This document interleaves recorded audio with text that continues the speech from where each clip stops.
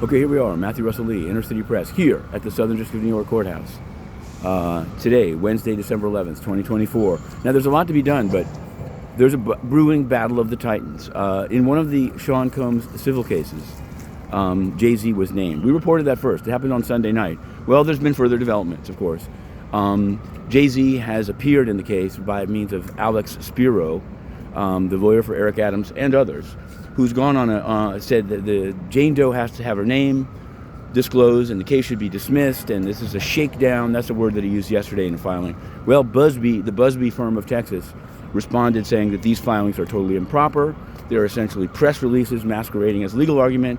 The only issue before the judge is whether Jane Doe can continue with that name and not her real name. And this is being allowed in some cases and not in others. In any case, it's brewing, and I'm thinking this may be our next project. Given that the Diddy 2 was blocked, would Jay-Z versus Buzbee be blocked? It's a purely legal, it's a legal fight, and it's one that, believe it or not, we're interested in. Now, on the more serious, I guess, front, Alvin Bragg, just off his loss in the Daniel Penny case. So we've written the book, Daniel Penny Not Guilty, The Jury's Strange Path. You can find it on Amazon and Audible.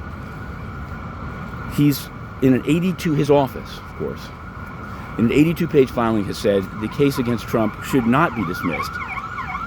Police sirens are rolling. They want to continue it, albeit after 4 years. We'll see what Judge Merchan does. We're covering that one. The Tish James case is civil, and it's going to continue. So they wrote to Trump's lawyer saying that this $400 and some million case will be continuing. Meanwhile, Luigi Mangione, arrested in Altoona, Pennsylvania. He's lawyered up. He's got a guy called Tom Dickey. We covered his press conference yesterday, albeit online, to be honest. Tom Dickey is writing this thing. He did a press conference in front of a wall with his firm's name on it. And Dickey claims that he's ready to represent Mangione in New York, but he's contesting extradition. So it's going to be a while. We were all geared up to go to 100 Center Street today, but I think it's going to be longer. They're going to fight the extradition first. So we're on that case. Meanwhile, yesterday there was the sentencing of a cooperator in a somewhat hype case. Stu Smith, the personal assistant of Jen Shah of Real Housewives of Salt Lake City. He got 9 months. In fact, the government seemed to be okay that he got no jail time. They love cooperators. In fact, in the FTX case, Nishad Singh and Gary Wang both got no jail time. But Judge Stein is a different judge. He's less, he said, you were involved in fraud for a decade. People lost $6,000, $8,000, these fake coaching packages.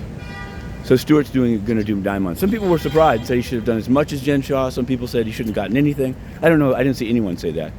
I don't know where the outrage was about Singh and Wang. I mean, you definitely should get less if you cooperate, but should you get nothing? Now, of course, what's weird to me is to have the government go from being totally hardline to being like, we love this cooperator.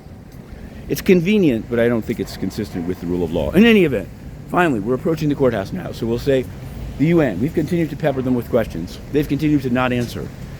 The litmus test is coming. January, February, I don't know.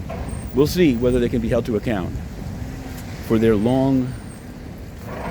In the case of Guterres, it's been quite a long time. He's been living on the public dime for all the way back since the UNHCR.